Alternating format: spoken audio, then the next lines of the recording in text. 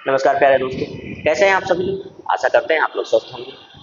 और मैं जो साइंस की प्रैक्टिस श्रृंखला लेकर चल रहा हूँ, आपके RRB group D, UPP, UPSI और उससे रिलेटेड जो भी कॉम्पिटिटिव एग्जाम्स हैं, सबके लिए ये बेहद महत्वपूर्ण है। और साथ ही साथ अब आप लोगों के लिए एक नई खबर आ चुकी है कि पेट का नोटिफिकेशन आ गया। यूपी ट्रिपल एससी में आपका जो पेट होता है उसका नोटिफिकेशन आ चुका है। अब उसका नोटिफिकेशन आ चुका है तो फॉर्म आपका फिलअप होने वाला है। जल्द ही आपके 14 मई से लगभग फॉर्म फिलअप होना शुरू हो जाएगा। और इसमें मैं तो ये सोचता हूँ कि यार कोई वैकेंसी होती है तो उसकी क्राइटेरिया होती है, लेकिन ये जो प्री है यानी कि पेट है वो आपकी यूपी ट्रिपल एससी का प्री, अब उसे भरने के लिए सभी लोग भर सकते हैं। तो कोई एग्जाम ऐसा नहीं है जिसमें इतना फॉर्म भरा जाएगा। इसमें सबसे ज़्यादा फॉर्म पढ़ेंगे और सबसे ज़्यादा पढ़ने के लिए बच्चे आएंगे प्लेटफॉर्म पर। तो उनके लिए बेहद खुशखबरी की बात है कि संस्था हमारी वो पूर्णतः निःशुल्क ही क्लासेस चलाएंगी पेट के लिए। यूपी ट्रिपल एससी का जो आपका पेट है उसके बाद आप लोग देख रहे हैं कि लगभग लेखपाल की भर्ती आने वाली है और कई एग्जाम्स आने वाले हैं जो कि यूपी ट्रिपल एससी से रिलेटेड हैं। तो जब तक आप पेट नहीं होंगे तब तक आप उस फॉर्म को नहीं भर सकते। तो पेट करना अनिवार्य है। पेट की वैधता बढ़ा दी गई है, वो भी जानते हैं आप लोग। पेट की जब वैधता भी बढ़ा दी गई, 3 साल कर दी गई है, तो आपको देना अनिवार्य है भाई। आप ये ना सोचिए कि मैंने पिछला पेट दिया है तो ये मान्य हो जाएगा। कहीं ऐसा ना हो कि भाई आप पीछे के चक्कर में पड़े रहें और आगे का वो बंदा मार के लेकर निकल जाए जो ये वाला दे 2025 का। तो देते रहिए एग्जाम। और अगर आपको बढ़िया तैयारी करनी है, बढ़िया बेहतरीन कंटेंट चाहिए आपको, तो पूर्वांचल करियर क्लासेस से जुड़ जाइए। ऑफलाइन बैचेस भी शुरू होने वाले हैं, जल्द ही आपको उसका डेट पता चल जाएगी कि कब शुरू होने वाला है, लेकिन ऑफलाइन फ्री में मिल रहा है, ले लीजिए। चलिए शुरू किया जाए आज का सेशन दोस्तों, बेहतरीन सेशन के साथ, बेहतरीन प्रश्नों के साथ, आपके बेहतरीन भविष्य के लिए एक स्मार्ट वर्क जो लगातार किया जा रहा है, आए हुए प्रश्नों के साथ जो प्रयोग किया जा रहा है वो आपके लिए बहुत ही लाभकारी होगा। जब आपका एग्जाम आएगा तब आपको समझ में आएगा। तो आज की जो श्रृंखला है दोस्त, इसमें बायोलॉजी के ही प्रश्न मिलेंगे आपको। तो आइए देखते हैं कि आप लोग बायोलॉजी में कितनी पकड़ रखते हैं, कितनी पकड़ आप रखते हैं इसमें आपने इस बायोलॉजी में। तो देखते हैं दोस्त, क्योंकि बायोलॉजी से ही प्रश्न ज़्यादा बनते हैं, ये आप भी जानते हैं। और बायोलॉजी से जब प्रश्न ज़्यादा बनते हैं तो इसके ऊपर ज़्यादा केयर करना भी बनता है। थोड़ा सा प्रश्न बड़ा कर दूँ मैं, बहुत हल्का सा, क्योंकि प्रश्न आपको दिखता रहता है। लीजिए, तो अगर चैनल पर नए हैं तो सबसे पहले चैनल को सब्सक्राइब कीजिए, दोस्तों में शेयर कर दीजिए और प्यारा प्यारा लाइक और कमेंट करते रहिए। कमेंट आपको इस पर करना है भाई, इसका आंसर करते रहिएगा। पहले आप प्रश्न को पढ़िए। तो मस्तिष्क का कौन सा हिस्सा लार खबर नहीं है, श्रावण है। लार श्रावण के लिए, श्राव होता है ना, जो लार श्रावित होता है, लार श्रावण, ठीक। श्रावण और रक्तचाप जैसी अस्वैच्छिक क्रियाओं को नियंत्रित करता है। अस्वैच्छिक क्रियाएं क्या होती हैं, तो मैं आपको बताऊं कि ये जो अस्वैच्छिक आप देख रहे हैं इसको आप अनैच्छिक के रूप में पढ़ते हैं। किस रूप में पढ़ते हैं? अनैच्छिक, अनैच्छिक क्रियाएं। और अनैच्छिक क्रियाएं क्या क्या होती हैं? अनैच्छिक क्रियाएं क्या आप चाहते हैं कि लार स्राव हो? नहीं, लार अपने आप स्रावित होता है। आपके मुख में लार अपने आप स्रावित होता है। और ये जो रक्तचाप यानी कि जो आपका बीपी है कम ज्यादा वो अपने आप होता है। साथ ही साथ और कुछ दिया है, लार स्राव, रक्तचाप, ये जो क्रियाएं हैं तो ये सारी क्रियाएं अपने आप होने वाली क्रियाएं हैं। अनैच्छिक क्रियाएं हैं, आपकी इच्छा से नहीं होती है, आपकी इच्छा से ये नहीं होती हैं, अनविलिंगली होती हैं, ठीक है। मतलब आपकी इच्छा से ये नहीं होती हैं, ठीक। तो ये क्रियाएं नियंत्रित कौन करता है? क्या पीयूष ग्रंथि करती है, क्या प्रमस्तिष्क करता है, क्या अनुमस्तिष्क करता है, या फिर मज्जा करता है, ठीक है। तो इन चारों में से आपको बताना है कि कौन सा ऐसा भाग है जो, अब ये देखिए सारे के सारे मस्तिष्क के ही भाग हैं, ये जो चारों के चारों सभी के सभी किसके भाग हैं? मस्तिष्क के ही भाग हैं भाई। आप मस्तिष्क के ही भाग देखेंगे तो आपको समझ में आ जाएगा। जैसे कि ये पीयूष ग्रंथि है तो इसको आप क्या कहते हैं? पिट्यूटरी ग्लैंड कहते हैं। पिट्यूटरी, इसको आप पिट्यूटरी ग्लैंड कहते हैं। ठीक है, क्या कहते हैं? पिट्यूटरी ग्लैंड कहते हैं, यानी कि मास्टर ग्रंथि कहते हैं इसको। इसको क्या कहते हैं आप? मास्टर ग्लैंड कहते हैं। मास्टर ग्लैंड के नाम से भी इसको जाना जाता है। ठीक है, मास्टर ग्रंथि के नाम से भी जाना जाता है। इसका आकार कितना होता है भाई? इसका आकार एक मटर के समान होता है। इसका आकार कैसा होता है? एक मटर के समान इसका आकार होता है। मटर के समान इसका आकार होता है। किसका? पिट्यूटरी ग्लैंड का।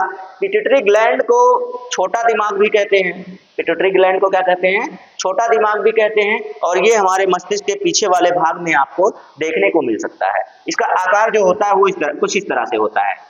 इसका आकार कुछ इस तरह से होता है। आप इसको देखेंगे तो इसका आकार लगभग इस तरह से कुछ आपको देखने को मिल सकता है। ठीक है, ऐसे आपको देखने को ये मिल सकता है। ये होता है पिट्यूटरी ग्लैंड। और ये यहाँ पर मैं बड़ा करके दिखाया हूँ तो ये मत समझिएगा कि इतना बड़ा होता है, ये मटर के आकार का होता है। ठीक, चलिए आगे चलें। ये तो मटर के आकार का हो गया। दूसरा है प्रमस्तिष्क। प्रमस्तिष्क आप देखेंगे तो इसे अंग्रेजी में क्या कहते हैं? सेरिब्रम कहते हैं। क्या कहते हैं भाई? इसे सेरिब्रम कहते हैं। ठीक है, सेरिब्रम जो होता है ये बुद्धि चतुराई का केंद्र होता है। किसका केंद्र होता है? बुद्धि व चतुराई का केंद्र होता है। ठीक है, बुद्धि व चतुराई का केंद्र होता है। ठीक है, बुद्धि व चतुराई का सोचने समझने की क्षमता जो होती है वो आपकी कहाँ होती है? सोचने समझने की क्षमता आपकी प्रमस्तिष्क में होती है। प्रमस्तिष्क में एक भाग होता है हाइपोथैलेमस, जो आपके भूख प्यास और सारी चीजों को, निद्रा आदि सभी को क्या करता है? कंट्रोल करता है। जो आप कहते हैं ना कि प्यार में आपकी नींद उड़ गई है, तो प्यार में नींद नहीं उड़ती है, आपने अपने फोरहेड को, ये जो आपका प्रमस्तिष्क होता है ना, इसको आपने डिस्टर्ब कर दिया होता है। इतना ज्यादा आप सोचने लगते हैं कि बेचारा ये सोचने का काम करता है, और इतना ज्यादा आप सोचने लगते हैं कि वो बेचारा डिस्टर्ब हो जाता है। कौन? आपका प्रमस्तिष्क। प्रमस्तिष्क जब आपका डिस्टर्ब हो जाता है तो आपके सोचने समझने की क्षमता तो खत्म हो जाती है। तो नींद कहाँ से आए, भूख कहाँ से लगे, प्यास कहाँ से लगे? लगती ही नहीं है। तो आप प्यार को दोष ना दिया कीजिए, अपने हार्ट को दोष ना दिया कीजिए, क्योंकि अगर हार्ट यानी कि आपका हृदय, दिल आपका काम करना बंद कर दिया ना, फिर आप दुनिया से भी परे हो जाएंगे, तुरंत चल देंगे दुनिया छोड़ के। तो दिल को आप कसूरवार ना ठहराया कीजिए, आपका ही कसूर है। आप अपने मस्तिष्क को डिस्टर्ब करते हैं, और मस्तिष्क जब डिस्टर्ब होता है आपके प्यार में तो फिर बेचारा आपको भी डिस्टर्ब कर देता है। फिर आप क्या ही कहें आपको, आप मजनू बनते फिरते हैं इधर उधर के। ठीक है, ये हो गया आपका प्रमस्तिष्क। अब उसके बाद में चलूंगा आपके अनुमस्तिष्क पर। अनुमस्तिष्क क्या है भाई? ये आपको कहलाता है सेरिबेलम। ये क्या है? ये है सेरिबेलम। अब ये जो सेरिबेलम है, प्रमस्तिष्क सबसे बड़ा भाग होता है। प्रमस्तिष्क क्या होता है? मस्तिष्क का सबसे बड़ा भाग। मस्तिष्क का सबसे बड़ा भाग होता है। ठीक, बड़ा भाग लगभग 1/3 होता है, 2/3 भाग होता है। लगभग कितना होता है? 2/3 भाग। 3 भागों में बांटेंगे तो 2 भाग इसका निकल के आएगा। और ये जो होता है ये दूसरा बड़ा भाग होता है। ये क्या होता है? दूसरा बड़ा भाग होता है। दूसरा बड़ा भाग होता है। लेकिन अभी हमें प्रश्न का आंसर नहीं मिला है। अभी हमें प्रश्न का आंसर नहीं मिला है। सोचने समझने की क्षमता, ये सारी चीजें ये करता है, चतुराई का केंद्र ये है। तो फिर उसके बाद ये क्या है? मज्जा क्या लिखा हुआ है? मज्जा का मतलब क्या होता है भाई? मज्जा का मतलब क्या होता है? तो अब मैं आपको बताऊं, एक होता है अस्थि मज्जा, एक लिखा है ये मज्जा। ठीक है, मज्जा लिखा है तो इसको हम लोग मेड्यूला कहेंगे। इसका नाम आपने अभी बहुत कम सुना होगा कि मज्जा कहते हैं मेड्यूला को। मेड्यूला को आप लोग जानते हैं, मेड्यूला ऑब्लोंगेटा। इसका पूरा नाम क्या होता है?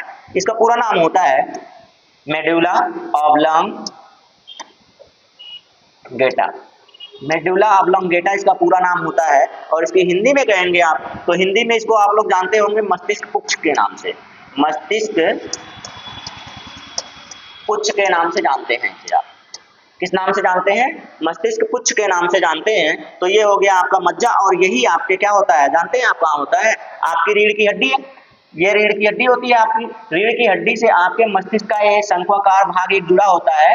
तो यही जो होता है वो आपका क्या होता है? यही आपका मेडुला ऑब्लोंगेटा होता है, यानी कि मस्तिष्क पुच्छ या मज्जा होता है, जो कि आपके अनैच्छिक क्रियाओं को नियंत्रित करता है। किस क्रिया को नियंत्रित करता है? अस्वैच्छिक कहिए या अनैच्छिक कहिए, अनविलिंगली कहिए, कुछ भी आप कह सकते हैं। ठीक है, तो ऐसी इच्छाओं को कौन कंट्रोल करता है? तो ऐसी इच्छाओं को कौन कंट्रोल करता है मेरे दोस्त? तो ये नियंत्रित करता है आपका मज्जा। मज्जा, मज्जा ही मज्जा। ठीक है, चलिए ये प्रश्न हो गया। अगले प्रश्न पर चले। तो बेहतरीन प्रश्न है कि नहीं है, आप ये बताइए। अगर बेहतरीन प्रश्न नहीं है तो व्याख्या कैसी लग रही है? व्याख्या भी जोरदार है, धमाकेदार है, मजेदार है, एकदम फाड़ू है। समझ लीजिए, एक एक प्रश्न जो बता रहा हूं वो प्रश्न आपके एक एक टॉपिक को कवर करते हैं। आधी टॉपिक तो लगभग खत्म हो जाती है इन प्रश्नों के माध्यम से आपकी। चलिए चले लीजिए, पूर्वांचल कैरियर क्लासेस का दूसरा प्रश्न। ठीक है, मतलब इस सीरीज का दूसरा प्रश्न है। लीजिए और आंसर कीजिए। निम्नलिखित में से कौन सा रोग संक्रमित पशुओं की लार से प्रसारित होता है? प्रसारित होने का मतलब आगे बढ़ता है, फैलता है, संक्रमित करता है लोगों को। तो पशुओं की लार से, पशुओं की लार से अगर देखा जाए तो यहाँ पे क्या है भाई, मलेरिया आप जानते हैं, मादा एनाफिलीज। मलेरिया आप जानते हैं कि ये किस मच्छर से फैलता है? तो ये मादा एनाफिलीज से फैलता है, एनाफिलीज से फैलता है। तो ये तो निकल ही गया एकदम, फिलीज ये जो होगा, मादा एनाफिलीज मच्छर से फैलता है, तो ये तो निकल गया ऑप्शन से सीधा सीधा। कि अब आप जानते हैं कि मलेरिया किससे फैलता है? मादा एनाफिलीज से। ठीक है, डेंगू किससे फैलता है? एडीज से ना। तो जानते रहिए ये सारी चीजें। लाइम रोग क्या होता है भाई? लाइमा रोग क्या होता है? लाइमा रोग क्या होता है? कुछ आइडिया हो तो बताइए, आइडिया ना हो तो छोड़ दीजिए, आपकी मर्जी है। क्योंकि ज्यादा मैं व्याख्या कर देता हूं तो क्या पता लगता है कि यही 10 प्रश्न लेकर घंटे पहुंच जाते हैं। तो इसका मैं बता दूं तो आपको, मैंने आपको पढ़ाया हुआ है कि भाई रेबीज जो होता है ना, ये आप देखेंगे कुत्ते की जो लार टपकती रहती है, कुत्ते की कहें या फिर आप किसी भी जानवर की, पशु की बात करें तो पशुओं की लार से ये ज्यादा टपकता है। और खास तौर से किसमें देखा जाता है? जब कुत्ता पागल हो जाता है तो आप देखेंगे उसमें रेबीज होते हैं। रेबीज का टीका आपको लगता है जब कुत्ता काट लेता है या फिर कुछ काट लेता है, बिल्ली काट ले तो तब भी आपको क्या लगता है? रेबीज का इंजेक्शन लगता है। या फिर आपको जानवर काट ले तो रेबीज का इंजेक्शन लगता है। तो उनके लार में कौन सा वायरस होता है? ये क्या होता है? वायरस होता है। रेबीज क्या होता है? ये एक प्रकार का वायरस है। ये एक प्रकार का वायरस है जो कि पशुओं के लार से इंसानों में फैलता है। इंसानों को अगर खरोच भी लग जाए उनसे, या दूसरे पशु को ही खरोच लग जाए उससे, तो उसमें ये संक्रमित कर देता है उनको क्या करता है? संक्रमित कर देता है। ये होता है एक प्रकार का विषाणु। कौन सा विषाणु? रेबीज विषाणु। क्या होता है भाई? रेबीज विषाणु कहते हैं। ठीक है, रेबीज विषाणु कहते हैं। चलिए आगे बढ़े। चलिए, निम्न में से कौन सा रोग लिवर कैंसर से जुड़ा हुआ है? निम्न में से कौन सा भाई बताइएगा? क्या इन्फ्लुएंजा, सूखा रोग, रतौंधी नहीं, ये रतौंधी होना चाहिए। ये क्या होना चाहिए? रतौंधी होना चाहिए। ठीक है, रतौंधी।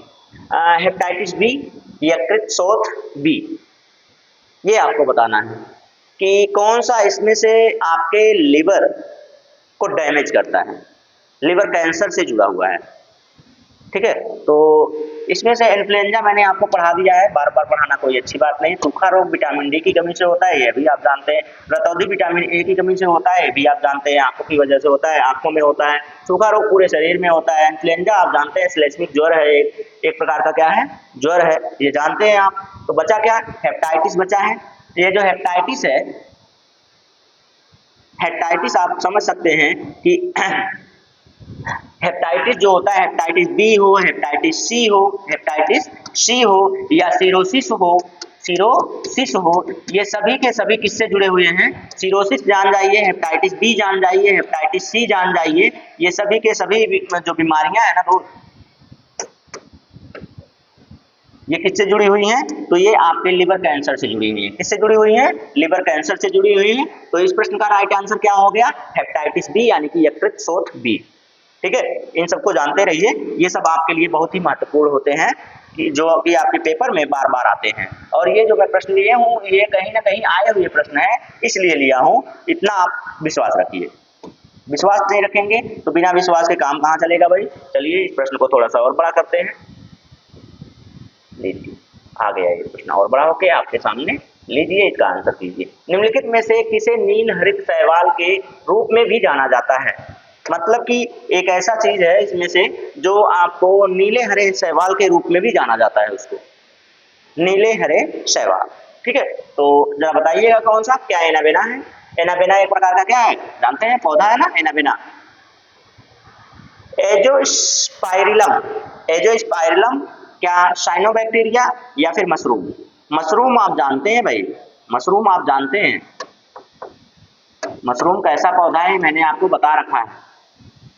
मशरूम एक प्रकार का क्या है, कवक है ना, क्या है, एक प्रकार का कवक है। मैंने आपको बताया था कि नहीं बताया था?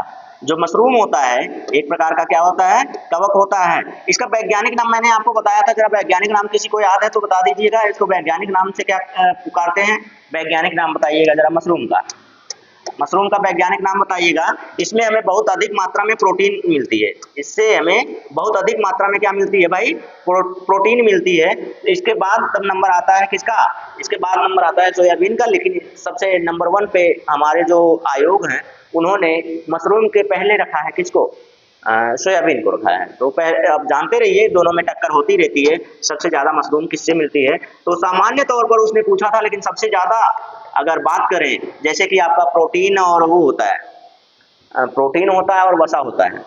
तो प्रोटीन से आपको एनर्जी पहले मिलती है, मतलब कार्बोहाइड्रेट से पहले मिलती है या प्रोटीन से पहले मिलती है या फिर आपको वसा से पहले मिलती है।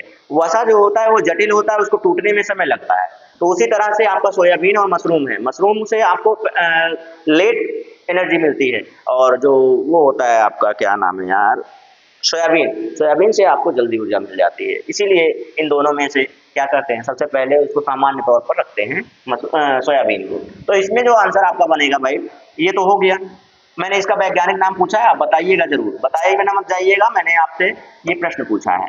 तो इसके बाद बचा है साइनोबैक्टीरिया। साइनोबैक्टीरिया जो होता है ना दोस्त, ये एक प्रकार का क्या है, नीले हरे शैवालों में इसको रखा जाता है, नीले हरे शैवालों में इसको रखा जाता है। और ये पूरी तरीके से क्या होता है, तो शैवाल का ही एक प्रजाति है, शैवाल की ये क्या है, प्रजाति है। ठीक है, चलिए, तो ये प्रश्न भी हो गया। चलते हैं 5वें प्रश्न पर। 5वां प्रश्न क्या है आपके सामने, ये लीजिए आपके स्क्रीन बोर्ड पर, जल्दी इसका आंसर कीजिए।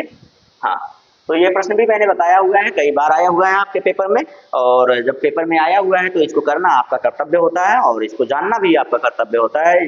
कहीं फिर से आ गया तो जानते हैं कि रिपीटेड टाइम प्रश्न आते हैं। बताइएगा जरा, निम्नलिखित में से कौन सा रोग फ्लाइंग फॉक्स या फल जतूत के माध्यम से फैलता है? ठीक है, चलिए बताइए। तो फ्लाइंग फॉक्स 1999 में इसकी खोज की गई थी ना, सुअरों द्वारा 1999 इसकी खोज की गई थी, सुअरों द्वारा ये इंसानों में फैला था। जो सुअर को पालते थे या उसकी देखभाल करते थे उनके द्वारा वो फैल के आया था, किसमें, मनुष्यों में आया था, और मनुष्यों में ये वायरस फैल गया था। तो आप जानते हैं, तो पोलियो भाई नहीं जानते, पोलियो को हटा दीजिए, इसको भी हटा दीजिए, बचा ये क्या, निपाह वायरस।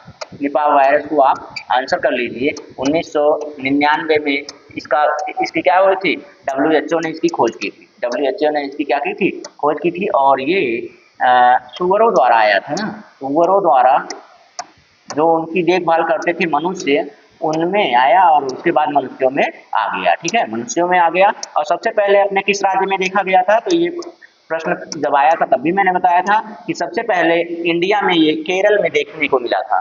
निपाह वायरस सबसे पहले कहाँ देखने को मिला था, केरल राज्य में देखने को मिला था। ठीक है, चलिए, इस प्रश्न का राइट आंसर क्या बन गया, निपाह वायरस।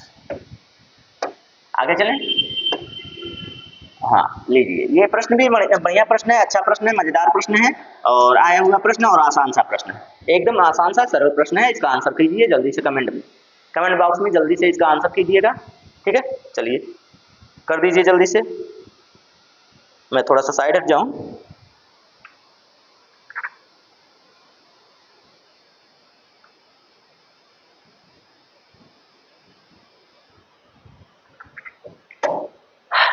चलिए बताइए। तो कोशिका की प्रोटीन की फैक्ट्री कहा जाता है, प्रोटीन की फैक्ट्री कहा जाता है उसको, पढ़ाया हुआ है मैंने, बॉटनी पढ़ा चुका हूँ, तो बॉटनी की थ्योरी में पूरा पढ़ाया था। उसके बाद प्रश्नों में भी इसको लिया था मैं, प्रश्न में भी इसको लिया था। तो आप इसे नकार नहीं सकते कि मैं इस पढ़ाया नहीं हूँ। ठीक है, आइए बताइए इस प्रश्न का आंसर। इस प्रश्न का आंसर मैं बताऊं आपको तो सूत्रकणिका, जानते हैं किसको कहते हैं, माइटोकॉन्ड्रिया को कहते हैं। इसको कहते हैं माइटोकॉन्ड्रिया।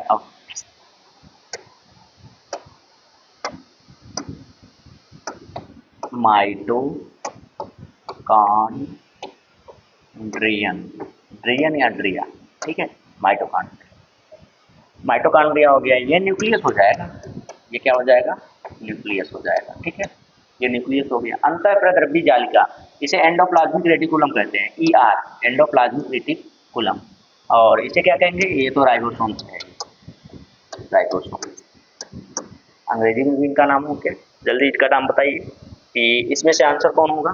तो मैं आपको बताऊं, माइटोकॉन्ड्रिया को ऊर्जा गृह कहते हैं, माइटोकॉन्ड्रिया को कोशिका का क्या कहते हैं, ऊर्जा गृह कहते हैं, ऊर्जा गृह, power house of the cell, power house of the cell कहते हैं इसको, ठीक है, power house of the cell कहते हैं ना, power house of the cell कहते हैं, ऊर्जा गृह कहते हैं, ठीक है। ये हो गया। नाभिक, नाभिक जानते हैं कि सबका क्या कहता है, नियंत्रण करता है, पूरी कोशिका का क्या करता है, पूरी कोशिका के अंगों का नियंत्रण करता है, कोशिकांगों, कोशिकांगों का नियंत्रण करता है, ठीक है, नियंत्रण करता है, ये हो गया, कोशिकांगों का नियंत्रण करता है। अंतःप्रद्रव्य जालिका, अंतःप्रद्रव्य जालिका जो होती है वो दो प्रकार की होती है, देखिए, एक होती है कहें तो RER हो जाएगी और दूसरी हो जाएगी SER।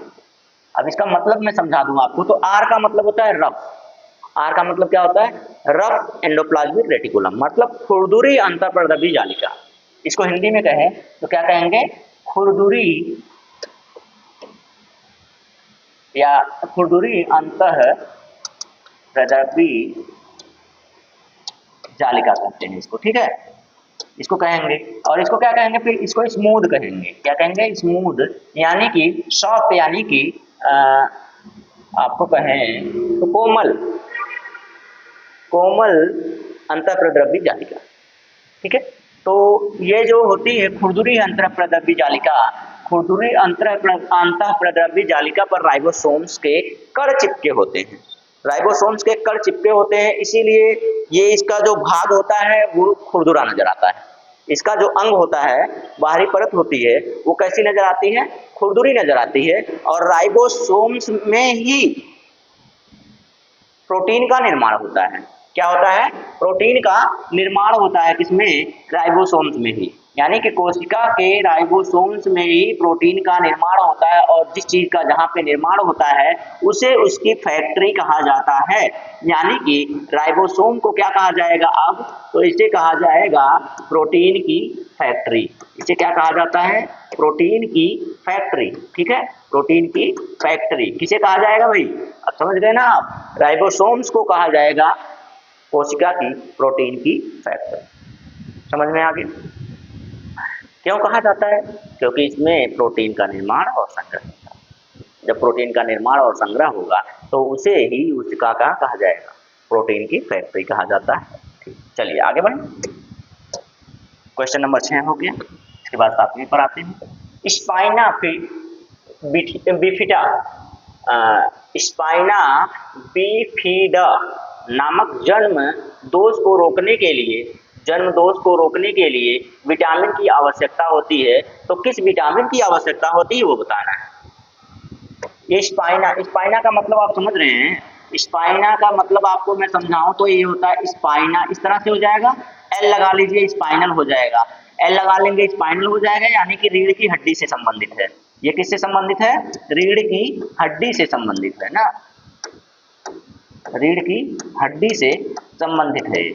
इतना तो आपको समझ में आ गया, आप इसको जोड़ ही सकते हैं। अब स्पाइना मतलब स्पाइनल, स्पाइनल मतलब स्पाइनल का मतलब आप समझ गए, रीढ़ की हड्डी से संबंधित। इसका मतलब ये होता है कि भाई जो आपकी रीढ़ की हड्डी होती है ना, जन्म से पहले रीढ़ की हड्डी में यदि कोई समस्या आए, जन्म से पहले शिशु के रीढ़ की हड्डी में कोई समस्या आती है तो उसे ही स्पाइना बिफिडा कहते हैं। शिशु की रीढ़ की हड्डी, रीढ़ की हड्डी में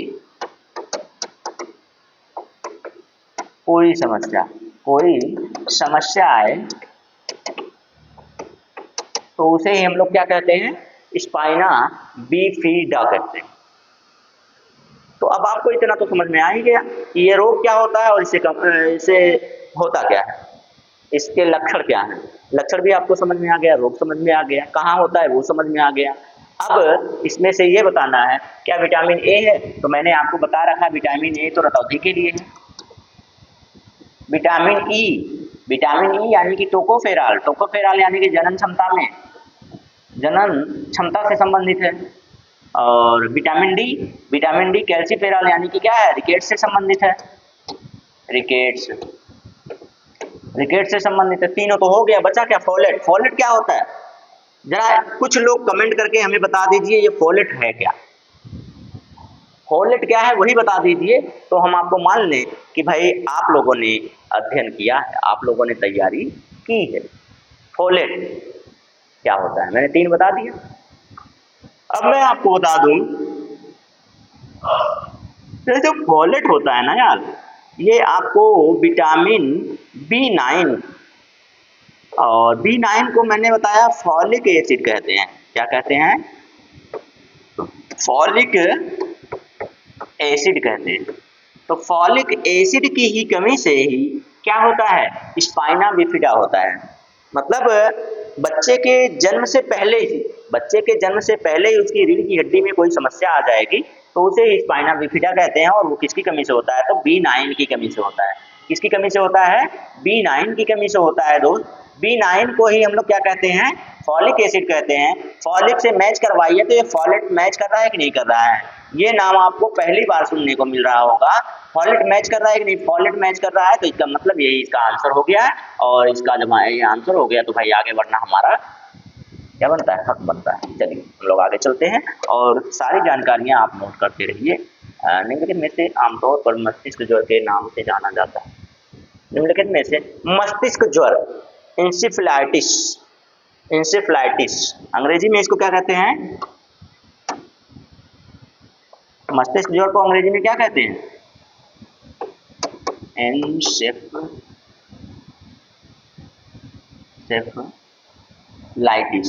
सेफलाइटिस। चलिए एंसेफ्लाइटिस की हिंदी कोई किसी को पता होगी तो वो आराम से लगा लेगा। एंसेफ्लाइटिस की अगर इंग्लिश किसी को पता होगी तो वो आसानी से इस प्रश्न का आंसर दे सकता है। दे सकते हो ना, बुद्धिमान बच्चे हो आप लोग, महान बच्चे हो, अच्छे बच्चे हो, प्यारे बच्चे हो, तो आप तो आंसर कर सकते हैं। जब आंसर कर सकते हो तो जल्दी से बता दीजिए, मैं आगे बढ़ चलूँ। क्या प्रमेय है, टिटेनस है, हैजा है, भाई ये सीधी बात है। आपकी बात कराऊं तो इन प्रश्नों से मैं बात करा दूं आपकी। तो जरा बताइए, टिटेनस आप जानते हैं क्या होता है, हैजा भी आप जानते हैं क्या होता है, प्रमेय आप जानते हैं क्या होता है।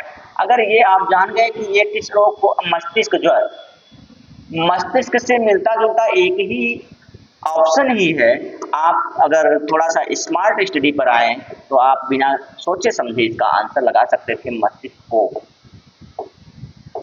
मस्तिष्क कोप आप लगा सकते थे। और ये जो बीमारी होती है मेरे प्यारे मित्र, ये क्यूलिक्स मच्छर होता है। कौन सा मच्छर, क्यूलिस मच्छर। क्यूलिस जो मच्छर होता है ना, उसके काटने से ये होता है। अब आज के बाद नहीं भूलेगा ना क्यूलिस अगर फिर भूल गए तब। एंसेफ्लाइटिस कहिए या फिर मस्तिष्क कोप कहिए, ये बीमारी किसके कारण होती है, तो क्यूलिस मच्छर एक होता है, उसके काटने से ये होता है। आप देखेंगे तो यूरोप में इसके ज्यादा पीड़ित दिखेंगे। और ये एक प्रकार का मस्तिष्क ज्वर है जिसे किस नाम से जाना जाता है, मस्तिष्क कोप या एंसेफ्लाइटिस के नाम से जाना जाता है। और किसके कारण होता है, क्यूलिस मच्छर के काटने से ये बीमारी होती है लोगों में। चलें आगे। आनुवांशिक विकार नहीं है, प्रश्न का आंसर कीजिए जरा। आनुवांशिक विकार नहीं है,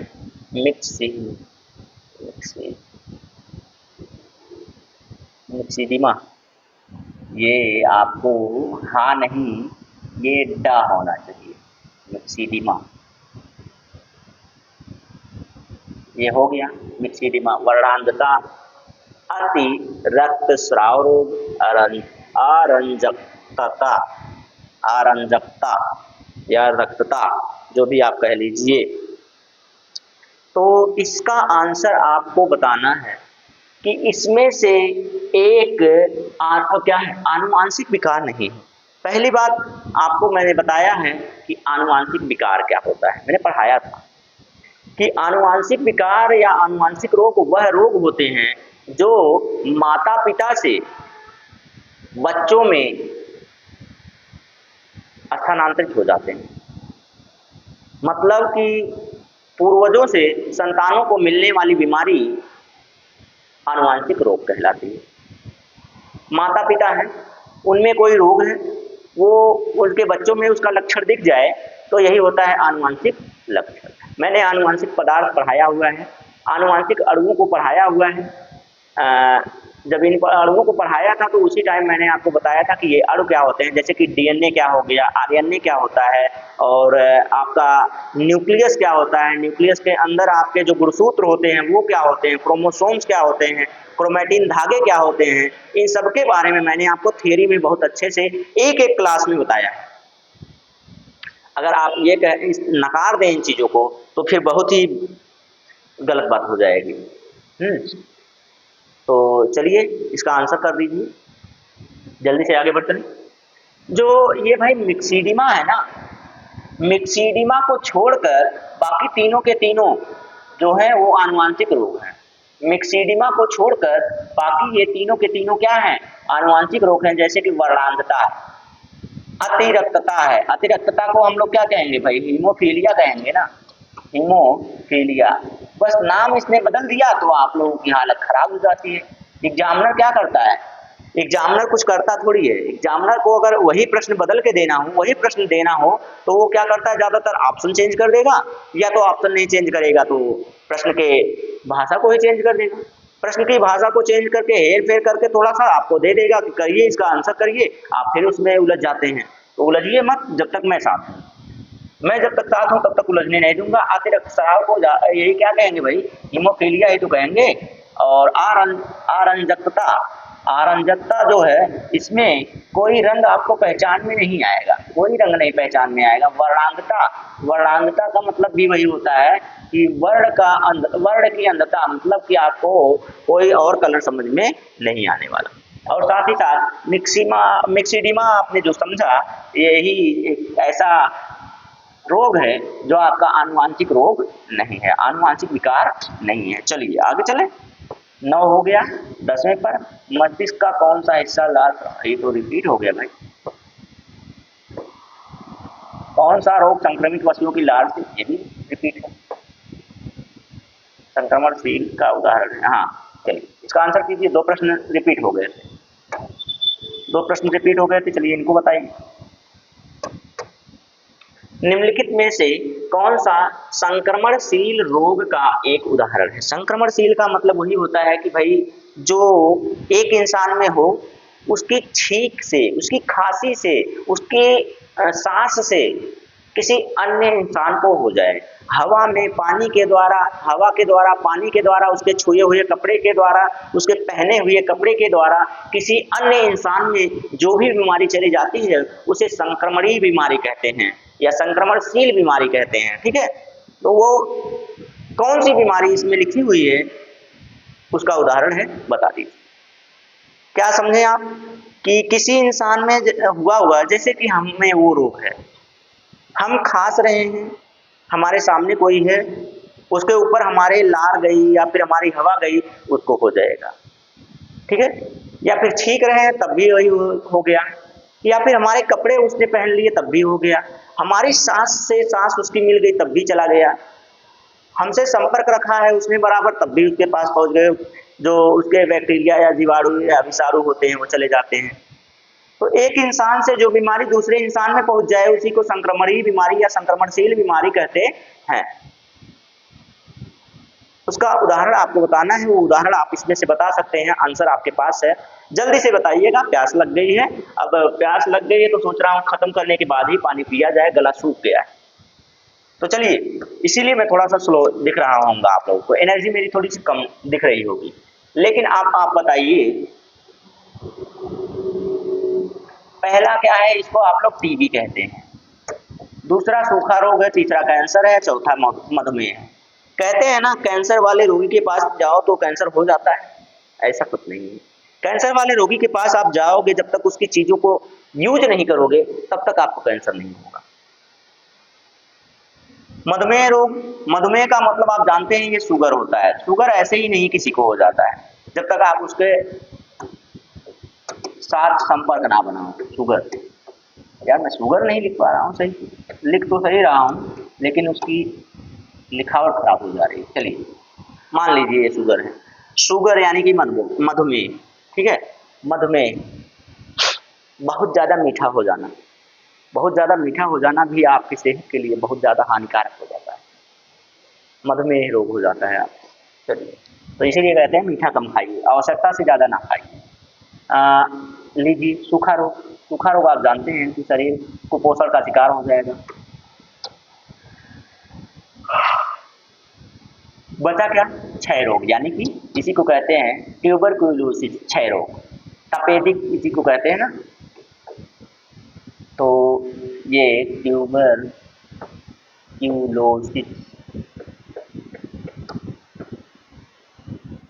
जो क्षय रोग है, ये आपका एक संक्रमणशील रोग यानी कि विकार का उदाहरण है, डिजीज है। चले आगे चलें, इतना तो आप लोग समझ सकते हैं। इसका आंसर तो दे सकते थे आप लोग, इसका दीजिए, इसका दीजिए। निम्नलिखित में से रोग लाल ग्रंथियों की सूजन के कारण दिखते हैं। चलिए इसका आंसर कीजिए। तो वैसे तो अगर थोड़ा सा आप स्मार्ट स्टडी किए होंगे या फिर अपने दिमाग को इस तरह चलाने का प्रयास करेंगे तो आपको बड़े आसानी से समझ में आ जाएगा, ठीक है, आपको बड़ी आसानी से समझ में आ जाएगा। तो जल्दी से बता दीजिए कौन सा है, जल्दी से बता दीजिए।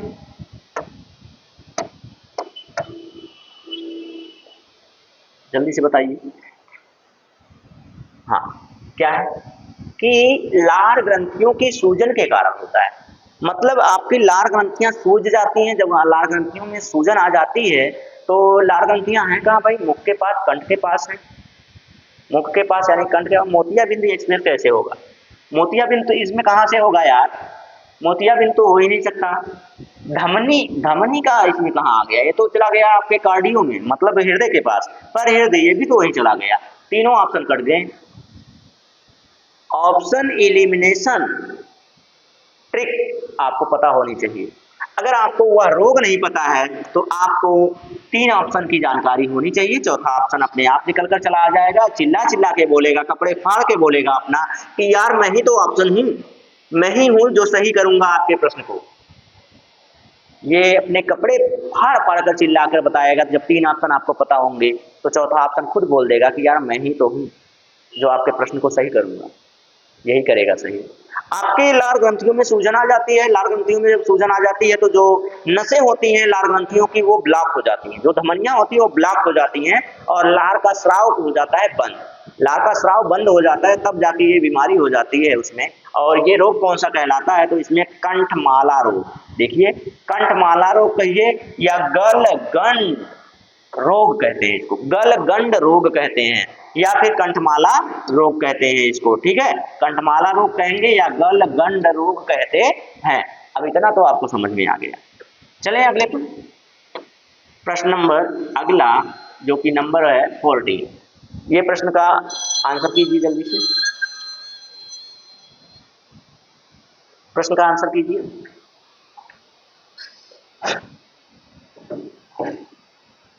क्या, माइको शाकनाशी यानी कि माइको हर्बिसाइड्स से प्राप्त एक पौधनाशक पदार्थ है, कौन सा है भाई इसमें से,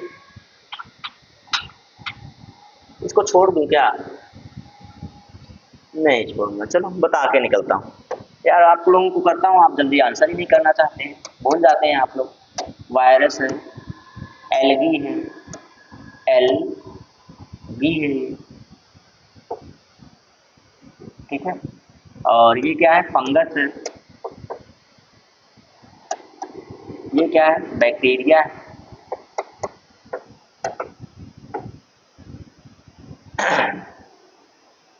आंसर कीजिएगा, इसमें से कौन सा एक क्या है, माइकोशाकनाशी या माइको हर्बिसाइड्स प्राप्त एक पौधनाशक पदार्थ है। प्राप्त एक पौधनाशक पदार्थ है, यानी कि ये जब होता है ना, उसमें जो फसलें हम लोग लगाते हैं उन फसलों को नष्ट कर देता है। शाकनाशी मतलब जो चीज़ें हम लोग लगाएंगे, जो फसलें हम लगाते हैं उन फसलों को भी नष्ट कर देता है। तो कौन सा इसमें से आंसर है वो बताइएगा। तो इसमें से भाई ये जो फंगस यानी कि कवक है, ये यही कार्य करता है। ये क्या करता है? यही कार्य करता है, उनको नष्ट कर देता है। उनको क्या कर देता है? नष्ट कर देता है। ठीक है, चलिए ये तो इस प्रश्न का कौन सा आंसर हो गया? Option number C is the right answer in this question. अब चलते हैं अगले प्रश्न पर। अगला प्रश्न देखिए क्या कहता है, लीजिए। कैक्टस किस प्रकार के पौधे का एक उदाहरण है? कैक्टस किस प्रकार के एक पौधे का उदाहरण है? कैक्टस, जी सही है। काई, समोद्भिद, या फिर जलीय पादप, या फिर गूदेदार पादप, चारों में से एक बताना है। कैक्टस। अब मैं आपको कहूँ तो भाई एक काम करता हूँ, मैं आपको कैक्टस दिखा ही देता हूँ। कैक्टस मैं आपको दिखा दूँ तो कहाँ जाएगा? यहाँ पर चलेंगे और इसको थोड़ा सा जल्दी कीजिए भाई।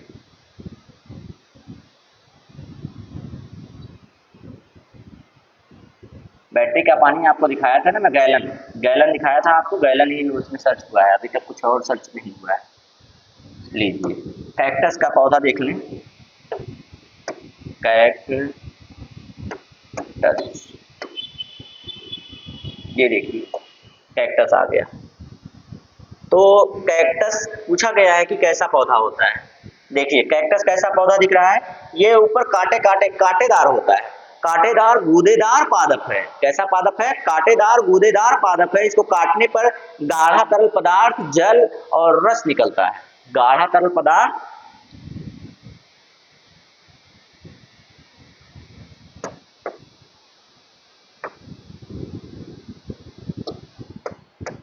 इसमें क्या निकलता है भाई? इसको काटने पर जल, गाढ़ा रस जिसे कहेंगे आप, या फिर चिपचिपा पदार्थ, चिपचिपा श्लेष में, यानी कि पदार्थ, श्लेष में कहेंगे तब भी आप लोग कंफ्यूज हो जाएंगे। पदार्थ निकलता है और ये कांटेदार होता है। कैसा होता है? कांटेदार होता है। कहाँ पाया जाता है? शुष्क स्थान पर पाया जाता है। शुष्क मतलब कि ऐसी जगह पर पाया जाएगा जहाँ पर उष्णकटिबंधीय पौधा है। ये क्या है? जैसे शुष्क कहेंगे आप कि जहाँ पर पानी कम मिलता है, जहाँ पर क्या मिले? पानी कम मिलता है। जहाँ पर पानी कम मिलता है ऐसी जगहों पर पाया जाएगा। ये गूदेदार होता है, ना इसमें पत्ती होती है ना ही इसमें तना होता है। इसमें तना और पत्ती आपको नहीं देखने को मिलेगा। देखिए तना और पत्ती कहीं देखने को मिल रहा है? सीधा सीधा ये क्या निकल रहे हैं? ये जो शाखाएं हैं इसकी, इस शाखाओं में ही क्या होता है? इसको काटेंगे तो जल और वो निकलेगा। ये कांटेदार होता है। कहाँ पाया जाता है? शुष्क स्थानों पर पाया जाता है, जहाँ पर पानी की कमी होती है वहाँ पर पाया जाता है। और इसको जब काटेंगे तो क्या क्या निकलता है वो आपके सामने है। और ये कैसे होता है भाई? ये एक प्रकार का गूदेदार पौधा है। कैसा पौधा है भाई? गूदेदार पादप है। तो गूदेदार पादप जिस आंसर में भी वहां रहा होगा कि option number D is the right answer in this question. जो ये क्वेश्चन था वहां पर उसमें होगा। अब बैक करके वहां पे जाने से अच्छा है कि मैं आपको यहीं पर बता के यहीं से आगे निकल लेता हूँ। यहीं पर बता के यहीं से आगे निकल लेता हूँ। कोई दिक्कत नहीं है, कोई परेशानी नहीं है। आपका आंसर आपको मिल गया है। और आज का जो प्रश्न था, प्रश्न की जो श्रृंखला थी वो समाप्त हो गई। थोड़ी सी आंख में दिक्कत आ रही है। तो कैसी लगी क्लास आप जरूर बताइए कमेंट करके। बेहतरीन प्रश्न है, बेहतरीन सेशन हुआ है। और आप लोगों को मजा आया कि नहीं आया ये जरूर बताइएगा आप लोग। और कैसी क्लास चल रही है, आप कितने उत्सुक हैं अगली क्लास के लिए ये भी बताइएगा। कहीं पर अगर कोई दिक्कत हो तो ये भी बताइएगा। तो दोस्त अगर चैनल पर आप लोग नए हैं तो सबसे पहले पूर्वांचल कैरियर क्लासेस को ज्वाइन कर लीजिए और अपने दोस्तों को भी ज्वाइन करवाइए और उनको बताइए कि ये पूर्णतः निःशुल्क क्लासेस हैं। ठीक है, तो लाइक और कमेंट करना आपका फर्ज है भाई, कर दिया कीजिए। बाकी आज के लिए इतना ही, चलते हैं दोस्त, फिर मिलते हैं आपसे अगले दिन। जय हिंद।